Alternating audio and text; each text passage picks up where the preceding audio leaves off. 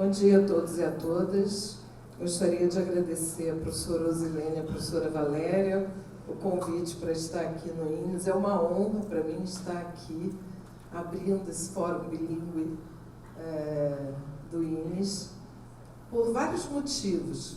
Primeiro, porque a minha trajetória, a minha carreira acadêmica é na área dos superdotados. E toda vez que eu entrei aqui no INES, as pessoas diziam assim: o que você está fazendo aqui? Aqui não tem superdotado. E eu não podia vir aqui para fazer outra coisa, porque as pessoas achavam que eu só vinha aqui atrás do superdotado.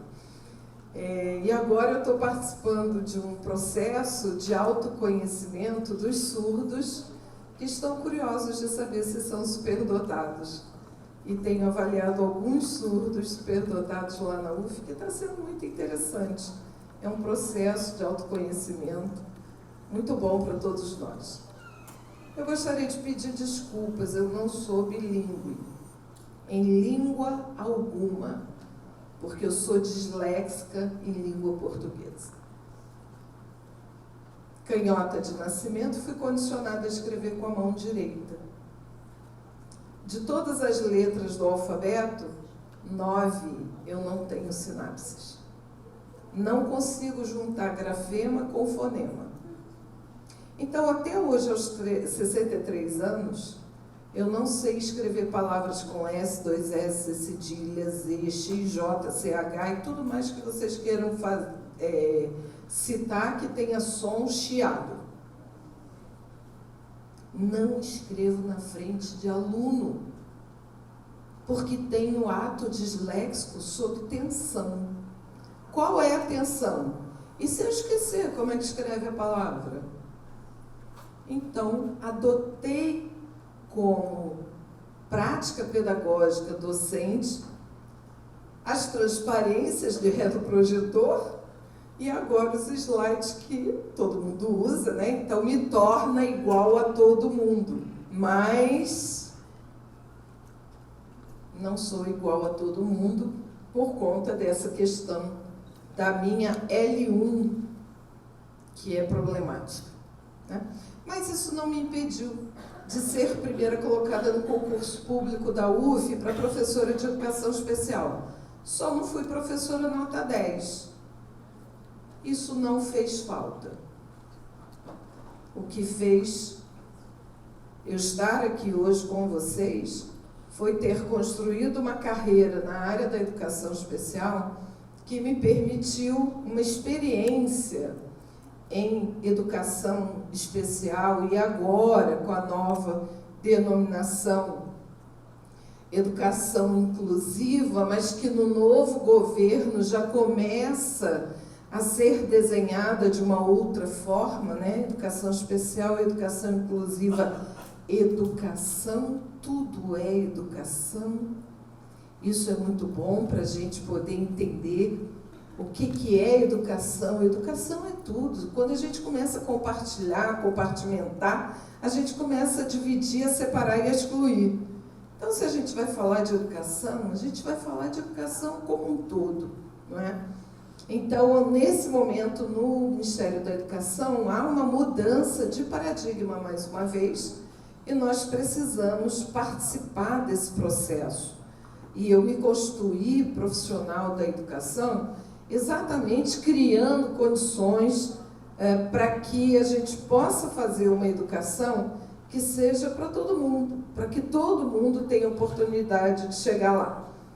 Essa nossa política de inclusão que nós conhecemos, e isso aqui é só hábito de professora, tá? Não vou ensinar nada a ninguém, não, é só para organizar o pensamento.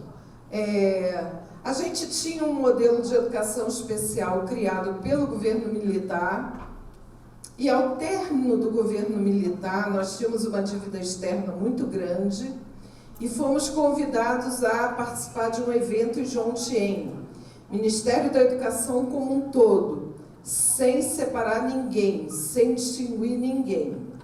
Devíamos ao FMI e pedíamos para negociar nossa dívida externa. O que o FMI fez?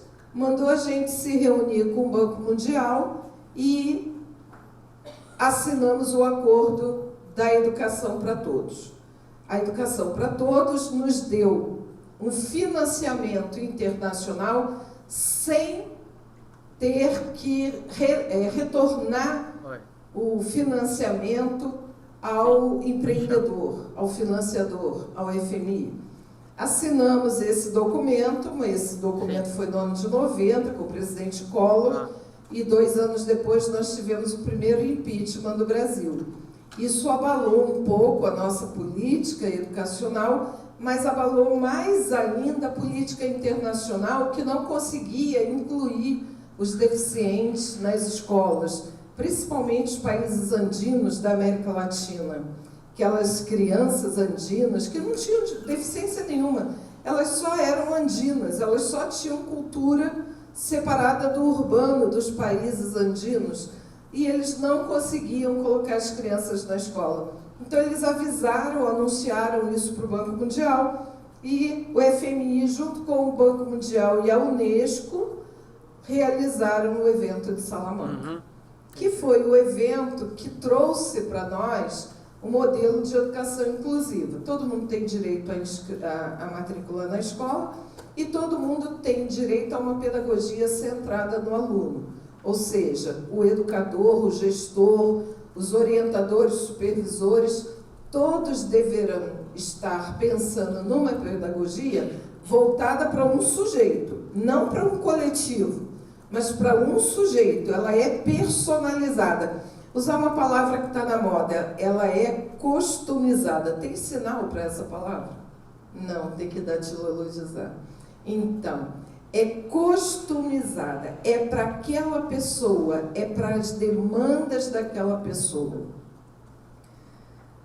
A Declaração de Salamanca trouxe tanta mudança que a lei de ensino anterior de 1971, do tempo do governo militar, ficou caduca, já não servia mais. Então foi criada a LDB de 1996. A LDB de 96 só gerou Política Nacional de Educação Especial em 2008. E não é porque o povo é preguiçoso, é porque a cultura é diferente. É muito diferente, tem que mudar os hábitos, tem que mudar a cultura, tem que mudar o conceito acadêmico, tem que mudar a formação dos intelectuais. E como é que a gente faz isso se os nossos professores da academia têm formação anterior?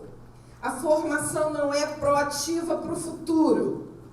E nós estamos ainda mergulhados num modelo teórico acadêmico e histórico. E a história se faz do passado para o presente. Não existe história no futuro. Quem é que sabe contar a história do futuro? A história do futuro está na nossa imaginação, está na nossa criatividade, está na ficção científica. E só no futuro é que vamos ver se ela vai se concretizar e se realizar. Nós também precisamos avançar nesse modelo educacional de formação, porque nós estamos no século XXI, a sociedade está mudando, a vida social está mudando, as práticas são diferentes. E como é que a gente introduz a vida e as práticas na sala de aula com professores ainda pensando e formados com os ideólogos do século XXIX? Bem, demorou muito, não era o que a gente gostaria que fosse, mas foi o que foi possível. Acho interessante, inclusive, fazer uma observação, porque a intelectual que foi chamada para subsidiar a política de 2008, ela tinha muito mais uma adesão partidária do que uma adesão teórica, porque ela não era autora da área da educação especial, ela era autora da área do Piaget, da psicologia, da epistemologia genética do Piaget.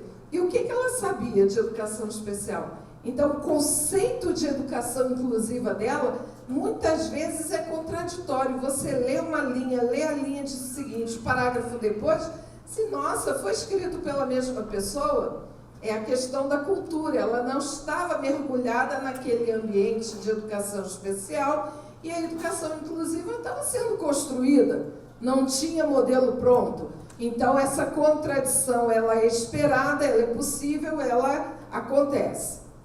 Enfim, e aí vocês já sabem que a Declaração de Salamanca não está mais em vigor. Quem fez educação inclusiva no tempo da Declaração de Salamanca, fez ponto. Quem recebeu verba durante a Declaração de Salamanca em vigor, recebeu ponto. Agora, com a Declaração de Geon, ela vai ser uma declaração de prestação de contas. Então, nós temos até 2030 para prestar contas de tudo que foi recebido desde 1994. Uau! Como é que a gente presta contas de governos passados? Onde é que está a nota fiscal? Onde é que está o aceite? Onde está o de acordo? Onde está o empenho? Onde está o equipamento tombado? Isso é muito complexo, nós não conhecemos isso, nós nunca fizemos isso. Mas o Banco Mundial espera que a gente faça essa prestação de contas. Uma das formas que se espera como resultado dessa prestação de contas, por exemplo, é o IDEB e o PISA. É a melhoria dos resultados na avaliação pedagógica nacional e internacional. E aí nós precisamos saber, no Fórum Bilíngue do INES, como é que os alunos surdos vão ser avaliados se tanto a prova do IDEB e a prova do PISA não são apresentadas aos alunos em Libras. Essa é a primeira questão. Se ela é uma prova L2, quais são os critérios L2 que vão ser utilizados para avaliação dos alunos surdos? Porque hoje eles são avaliados como L1. Se eles não são capazes de escrever uma frase completa, com sujeito, verbo e predicado, com concordância de gênero, número e grau, a avaliação é igualzinha à avaliação que é feita a mim. Igualzinha. Ninguém vai considerar se eu sou disléxica ou não, ninguém vai considerar se o aluno é surdo ou não. Vai considerar que ele não tem pleno domínio do uso da norma culta da língua. E a meta não vai ser alcançada. Como nós hoje temos na Constituição o direito de autodeclarar nossa condição, nós sabemos que nós temos 23,91% de brasileiros que no censo de 2010 se autodeclararam com algum tipo de deficiência. Isso significa 23,91%, quase 25% da população brasileira com algum tipo de deficiência. Essas pessoas não têm condições plenas de uso da norma culta da língua, de matemática, de alfabetização plena, de tudo, do ponto de vista escolar. Como é que nós vamos ter IDEB e PISA acima de uma nota média padrão internacional? Nós não vamos ter isto tão cedo. Nós precisamos redefinir critérios de avaliação escolar, para que a gente possa avaliar de maneira justa cada aluno no lugar de origem aonde ele está. Surdo é surdo, tem que ser avaliado como surdo. Se ele vai ser avaliado em Libras, ele tem uma avaliação em Libras que tem tais critérios. Se ele vai ser avaliado em língua portuguesa L2, ele vai ser avaliado em língua portuguesa L2 com outros critérios, porque a língua é diferente. Nós temos a Lei Brasileira de Inclusão, que é o Estatuto da Pessoa com Deficiência. Quando a gente ouve falar Lei Brasileira de Inclusão, é para todos, né? Não, não é. Ela é uma lei excludente. Ela não inclui todo o público-alvo da educação especial, a saber, os alunos superdotados. Embora o MEC, até a gestão passada, considerasse que alunos superdotados fossem alunos com deficiência. Isso está em todos os documentos do MEC. Número de alunos matriculados com deficiência, aí vem surdos, cegos, altas habilidades de superdotação. É o desconhecimento mínimo, né, básico de psicologia para saber que superdotação não é deficiência. Está lá do outro lado da curva de Gauss, não é deficiência intelectual. Muito bem. E agora nós temos a nova política, uma herança deixada do governo passado e que o governo atual já apresentou na semana passada para os gestores estaduais. E que ainda precisa de refinamentos, ainda precisa ser compreendida como direito de governo mudar qualquer política, porque qualquer governo novo tem o direito de colocar a sua política. Imagina se o diretor do INES não tivesse direito de reavaliar todas as práticas políticas feitas anteriormente e se ele não pudesse mudar nada. Se ele tivesse que ser simplesmente um herdeiro passivo de tudo que foi feito até agora. O quanto que o INES iria entrar na era do bilinguismo?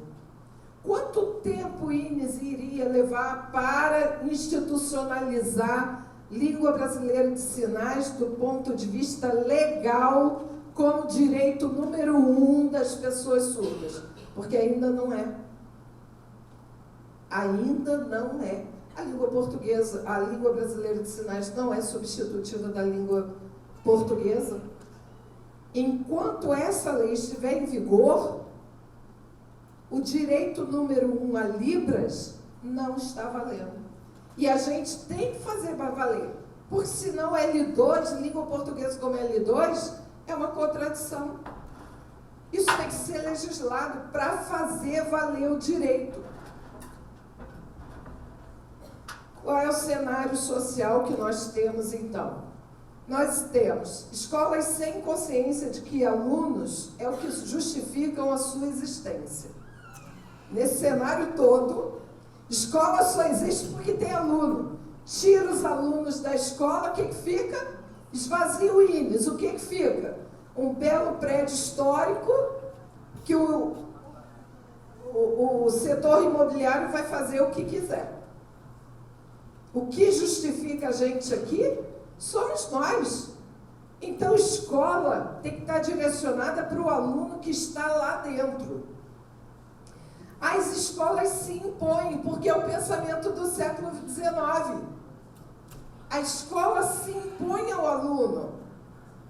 Ela não é centrada no aluno, que é a escola do século XXI. A escola voltada para o século XXI é a escola tecnológica. Qual é a tecnologia? Eu não sei, hoje a gente tem um celular Samsung S10, mas e amanhã se tiver outro? Mudou a tecnologia, muda tudo. A gente sabe que é assim. Nós já estamos vivendo a nova era tecnológica. Então, se nós estamos vivendo essa nova era tecnológica, nós não podemos mais ter práticas pedagógicas centradas no professor. E o professor desconhece o direito constitucional à educação. Isso é que é duro de pensar. Porque o aluno chega, se matricula, e o professor acha que ele pode fazer o que ele quiser. O aluno é surdo, ele tem direitos que estão na Constituição número 1, que estão na LDB número 2, que estão nos demais documentos legislativos, que estão na LBI, que estão em todos os documentos legais, e o professor desconhece isso. Mas o que eu estou dizendo de desconhecer, não é que ele não tenha lido a lei, ele leu a lei, mas ele não pratica. Quando ele não pratica, ele ignora. Quando ele ignora, ele desconhece. Então ele diz, aqui quem manda sou eu, é do jeito que eu quero. Como assim? Aqui quem manda sou eu, é do jeito que eu quero. As crianças superdotadas hoje estão tão aborrecidas com esse modelo de escola que elas se negam a copiar, que elas se negam a fazer as tarefas, elas se negam a fazer provas. Ainda dizem assim, essa questão da prova é a mesma que você passou no dever de casa. Eu já fiz, você já corrigiu, você sabe que eu sei fazer. Sabe quem disse isso para a professora? Uma criança de 6 anos de idade no primeiro ano. É um absurdo isso. Mas é o que está acontecendo. E aí a escola, para se impor, o que faz? Que eu comentei com a Zilene. Está tirando 2 pontos dos alunos superdotados na prova, porque eles não entregam trabalho, porque eles não fazem na hora, porque eles... Como assim?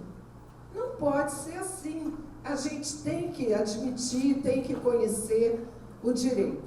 Um outro problema gravíssimo, e aqui é um Instituto Federal, nós precisamos ficar atentos, porque quem é professora de universidade federal sabe do que eu vou falar. O colegiado se impõe à Constituição.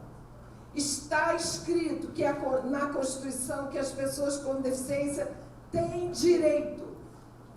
O colegiado se reúne, faz uma ata, decide, ignora o direito e fica por isso mesmo. Não tem Procuradoria-Geral da União que derrube aquela ata. Por quê? Porque foi um colegiado federal que decidiu. Infelizmente, eu descobri isso na Colômbia. A gente pensa, direitos humanos no Brasil, direitos humanos está submetido à Constituição e aos colegiados. Os direitos humanos não sobrepõem à Constituição. Porque se os direitos humanos estivessem acima da Constituição, ninguém faria as barbaridades que nós fazemos. Exatamente porque nós decidimos o que vamos fazer ou não. Ah, não, eu não vou atender esse tipo de aluno, não. Vai lá, procura outra escola. Não é assim, não pode ser assim. O sujeito de direito, ele está amparado pela Constituição. E nós temos que fazer uma outra leitura em relação a essa cultura.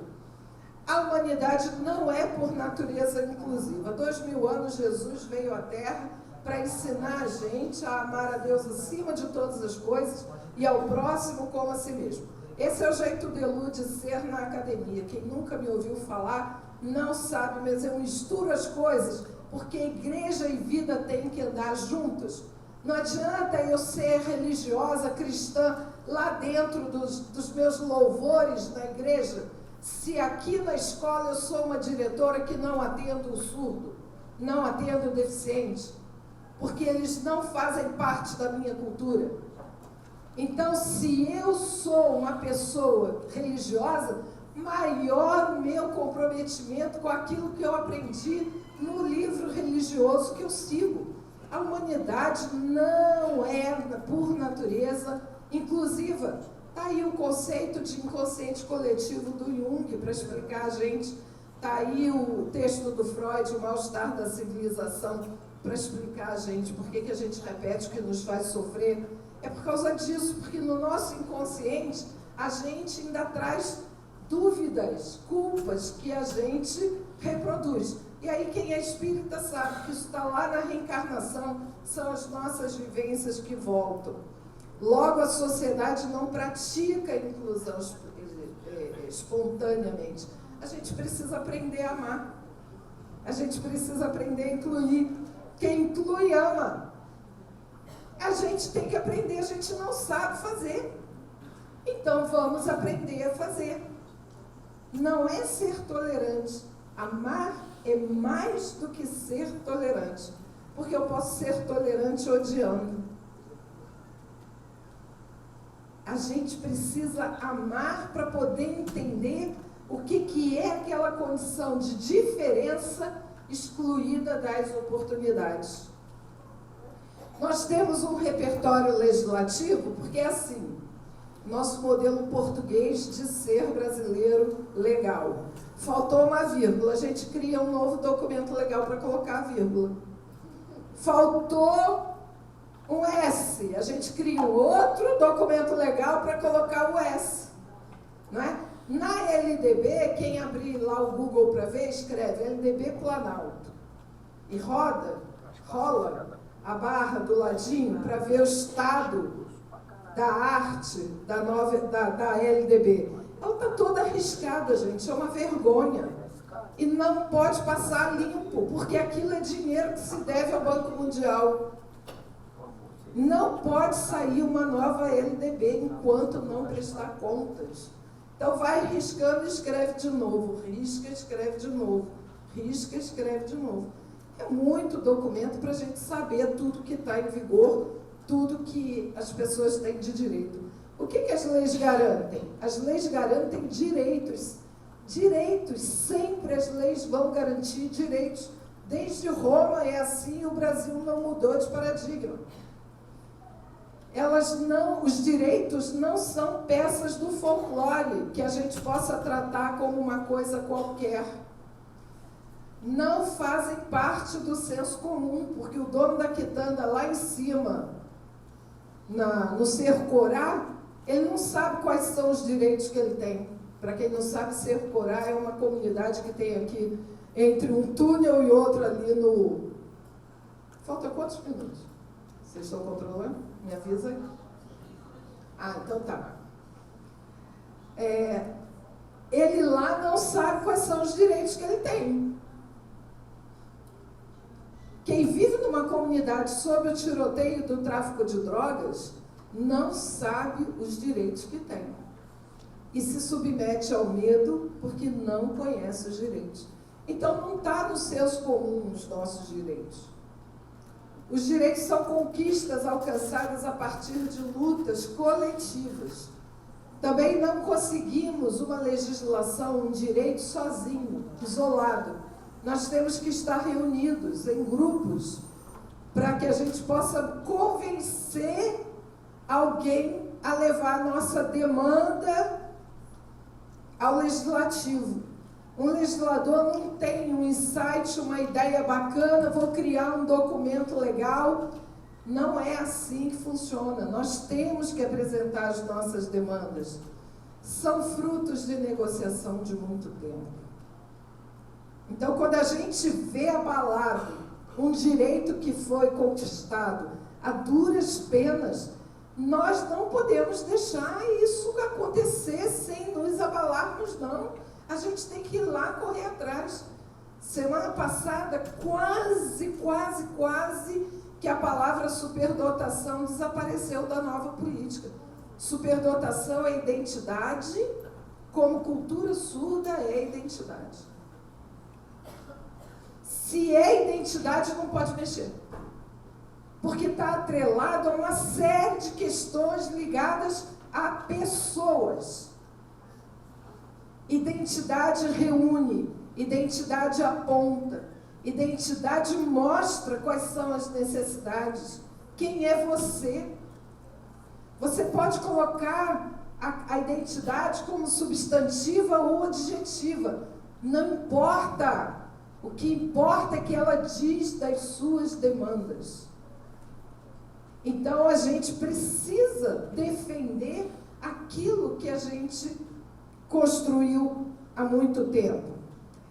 Os direitos geram as legislações e as políticas públicas.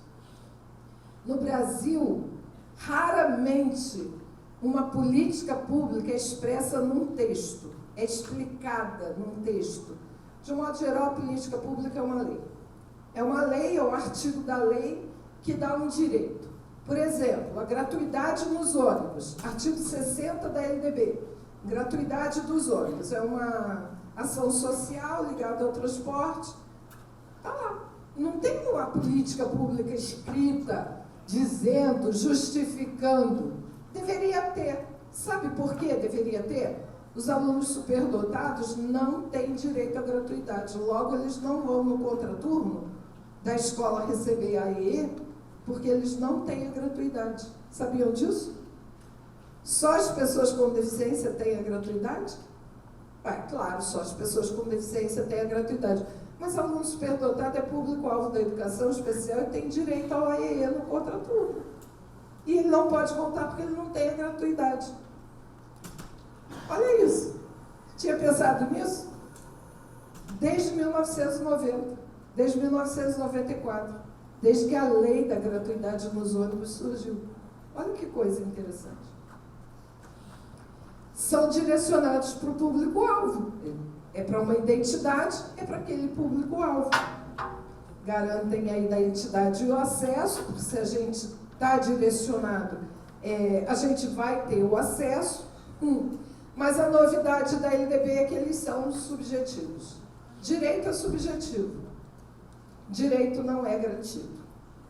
Um juiz, um promotor público, pode entender que determinado direito está garantido na lei. Mas o outro pode dizer assim, não, isso é relativo. Pode ter uma outra interpretação. E essa outra interpretação que pode ampliar ou restringir as conquistas que nós alcançamos. Acessibilidade, outra categoria lá do título da palestra. Significa qualidade ou caráter do que é acessível. O que é acessível? É o que é fácil de atingir. Nossa, professora, tem alguma coisa estranha aí, né? Porque acessibilidade no Brasil é o que é difícil de atingir, né? Acessibilidade arquitetônica, acessibilidade, todos os tipos de acessibilidade são muito difíceis da gente alcançar. Mas o conceito diz exatamente o contrário. Qual é a incongruência? Talvez seja cultura, porque nós não temos a cultura da acessibilidade. Se a gente for conversar com uma pessoa leiga à educação especial, que trabalha na escola, vai ser muito fácil encontrar, não, isso aí é facilidade. Vocês vendem facilidade para esses alunos. E ela não sabe que ela está cometendo uma atitude de preconceito atitudinal. Ela está criando uma barreira atitudinal, porque isso é preconceito. Mas lembra do slide anterior? É subjetivo. Pode haver alguém que diga, não, absolutamente, é o direito dela pensar assim. Então tá, direita, esquerda, política estão aí, todos têm o direito de pensar como os princípios ideológicos da sua orientação política. E aí a novidade da acessibilidade qual é? Ela tem que ser razoável. O que é ser razoável? Vocês sabem? Como é que se mede razoabilidade? Que conceito novo é esse? Mas ele veio em 2015 com a LDB. As adaptações devem ser razoáveis. Ninguém precisa demolir o prédio do INES para transformá-lo num prédio acessível arquitetonicamente, porque isto não é razoável. E é assim que o IPHAN se segura para impedir determinadas adequações por conta dos prédios serem tombados historicamente. Um dos prédios mais acessíveis do mundo, quem viajou, quem visitou, conhece, é o Museu do Louvre. E o Museu do Louvre é muito antigo.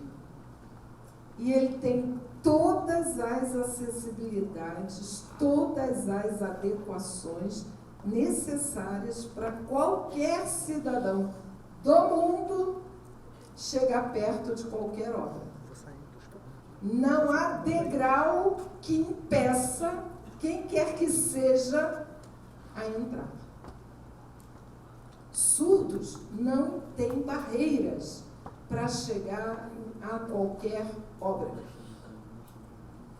Por que nós não somos assim? Não é porque o nosso colonizador era português.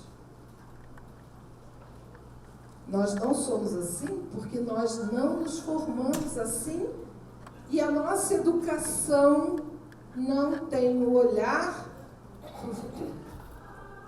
Porque nós repetimos as práticas do passado. Acessibilidade é diferente de barreiras. Nós temos que ter isso na nossa consciência o tempo inteiro.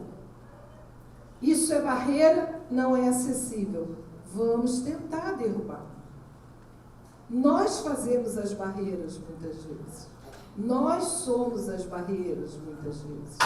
Lá no curso que eu coordenava, que eu criei, a Priscila está aqui, quem mais? Quem é que está aqui que fez CPDI? Quem é que está aqui no auditório? Dandara. Então, muitas vezes eu fui vista como uma pessoa rígida e inacessível. Não é isso? Eita, professora! Ué. Mas ali eu estava como coordenadora e o mínimo tinha que ser observado. Mas nunca fui contra a nada que fosse benefício do aluno. Surdo, cego, cadeirante, né? Em tempos de crise, nós não tínhamos sala para funcionar. Chegou uma aluna amputada bilateral com pernas mecânicas. No dia da seleção, ela estava incomodada. Ela disse assim: professora, posso tirar minha perna? Pode. E ela tirou a perna e colocou em cima da mesa. O que se incomodar? Paciência, está no curso errado. Sai daqui, vai procurar estética, vai procurar outra coisa. Aqui não serve para você. Ela colocou a perna ali em cima, fez a prova e foi embora. Ela passou. Aí quem conhece a UF sabe que a nossa secretaria fica lá no campus do Valonguinho, no alto do morro, que para acessar as pedras são pé de moleque colonial. E ela subia aquilo ali e descia aquilo ali. Eu sei, meu Deus do céu, eu estou vendo o dia que essa moça vai levar um tombo e vai voar a perna mecânica e no dia seguinte o Fluminense vai estar lá tirando foto, mostrando o que aconteceu com ela. A gente tem que sair daqui. Eu fui parar no gabinete do reitor, escutar absurdo, porque eu estava pedindo uma sala de aula fora de lá. A gente conseguiu. Mas a gente tem que se submeter às regras da universidade. E tem horas que a gente fica sem a sala. Tá. O que aconteceu aqui? Então tá. Então, as barreiras, eu só coloquei 3 das que nos interessam: atitudinal, metodológica e pedagógica. Porque o bilinguismo, ele vai precisar derrubar essas barreiras. Se a gente for mais arrojado, a arquitetônica serve para a arquitetura do conhecimento. Então, assim, lá para aquelas professoras que acham que Libras não é língua, e aí a UF não merece um curso de letras Libras português Libras inglês, Libras grego, porque tem que ter, né, gente? Libras grego, para quem quer ler a Bíblia em grego, vai ler em grego? Não, tem que ter Libras grego, para a gente poder fazer. Lá na Grécia não tem surdo, não? Claro que tem. É claro que a língua grega de sinais, se é assim que ela se chama, ela existe. E a gente tem que ir lá na Embaixada da Grécia, pedir ao embaixador para ele trazer um surdo grego para mostrar aos pastores evangélicos que estudam a Bíblia em grego como é a língua de sinais em grego. Porque vai que tem. Alguém conhece algum pastor surdo? Tem, né? É isso. Como é que ele estuda? Como é que ele amplia os estudos dele? Vamos ter que ampliar essa experiência, né? Então, nós vamos ter que ter outros tipos de barreiras sendo derrubadas. Mas aí, num simpósio como esse, quais são as questões de direito e de acessibilidade que devem ser abordadas? O modelo escolar brasileiro é o da língua portuguesa. A Libras ainda não foi incluída.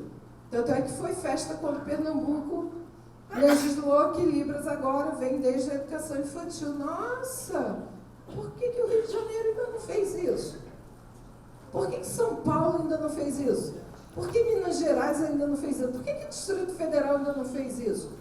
Nós somos o centro nervoso desse país. Por que os educadores ainda não sabem disso? Por que os legisladores ainda não se mexeram para isso?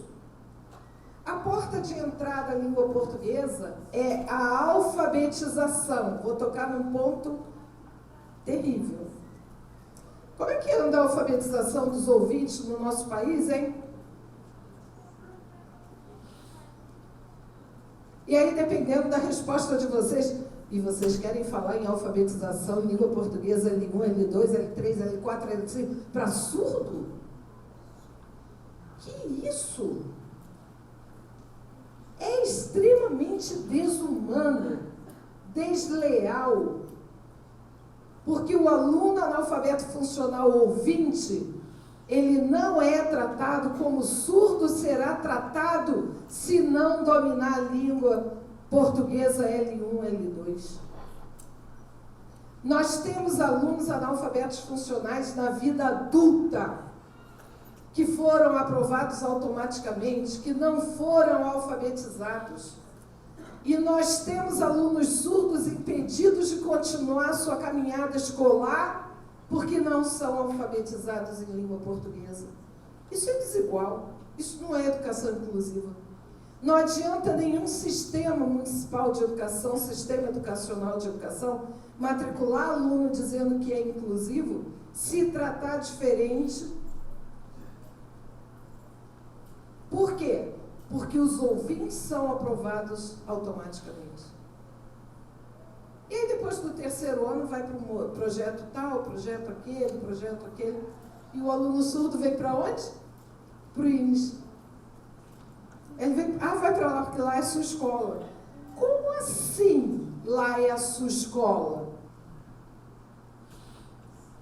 E o direito que eu tenho de morar em Cordovil e não ter que pegar a Avenida Brasil diariamente, de volta, como é agora, 3 horas de viagem. Criança pequena na Avenida Brasil diariamente. Não, mas lá é sua escola. Então, a gente precisa estar atento. A nossa taxa de analfabetismo é altíssima.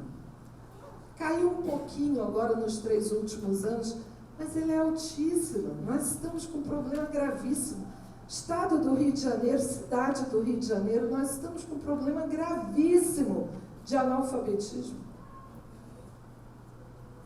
Então, trabalhar L2 em alunos surdos tem um contexto.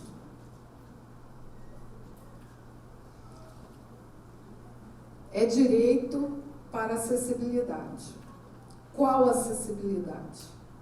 Aonde que ele vai ter acesso se ele dominar língua portuguesa com L2? Acesso a quê? Ao mundo, gente.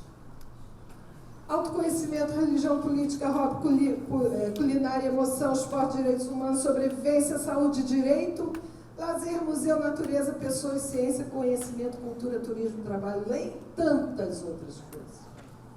Acesso ao mundo, à vida,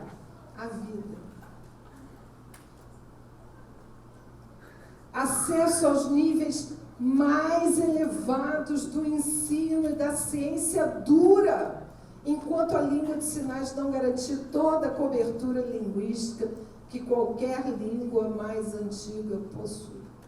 Vou contar um caso que não é folclórico, mas aconteceu lá no curso de mestrado profissional em diversidade e inclusão. Não pretendo denegrir a imagem dos intérpretes, mas é só para dizer do estado do conhecimento, quando a gente não tem pleno conhecimento científico. Acho que foi uma turma antes da Priscila, que a Priscila é de 2015, acho que foi uma turma antes dela. A professora deu uma aula falando de lençol freático. conceito de ciências, a água lá no subsolo da terra, que a chuva vem, aí forma aquela camada de água, tá, um aquífero Guarani, aquífero não sei o quê, aquífero não sei o quê. E aí a aluna do mestrado deu o exemplo, no dia da qualificação, exatamente sobre lençol freático. E aí, qual é o sinal de lençol freático? A intérprete sabe? Não, está falando lençol freático. E aí a aluna faz lençol freático. Lençol freático. E foi, sim, uma situação, que isso, que é isso? Quando a gente puxou o fio e viu que aquilo vinha lá do lençol freático, que a intérprete não sabia como era o sinal, e explicou dessa forma, aí eu disse, gente, imagina! Agora já tem sinal para epistemologia, mas não tinha. Quando o curso de mestrado começou, não tinha sinal para epistemologia. E o curso de mestrado está num curso de biologia. Então, no curso de biologia, nós temos acesso a um vocabulário que a Libras vai demorar muito tempo para ter sinal, porque não vão chegar surdos muito rapidamente nesse nível. Então, a gente precisa ter o domínio da L2 para que a gente possa cobrir esses buracos que tem na língua brasileira de sinais. Mas tem que ser L2 com qualidade. Não é qualquer L2. Nós temos que ter professores de L2 bem formados, porque eles têm que saber o que estão fazendo. Enquanto a criança não tem a L2, Libras. Sempre Libras. Não é mais criança, é adolescente. Libras. Não é mais adolescente, é adulto. Libras. Cálculo 1. Libras. Se não tem sinal para dizer o que é uma integral, explicar o que é uma integral, Libras. Vamos lá. Porque a gente vai precisar desse conhecimento concreto para trabalhar a comunicação. O sistema linguístico ele é organizado e a gente não pode ficar esperando a aprendizagem da L2. Eu estou trazendo uma outra questão. Eu não estou dizendo que ela tem que aprender a L2 enquanto não existe o sinal. Eu estou dizendo que ela tem que se manter em Libras, porque ela não, enquanto ela não vai ter L2, L1, língua portuguesa é muito complexa. Quem está dizendo isso para vocês é uma pessoa disléxica. E a gente não pode impedir ou negar o acesso escolar pela ausência de L2. Porque a gente vê que os professores reprovam os alunos surdos porque eles não sabem escrever corretamente. Por isso, cresce a responsabilidade de quem? Da professora.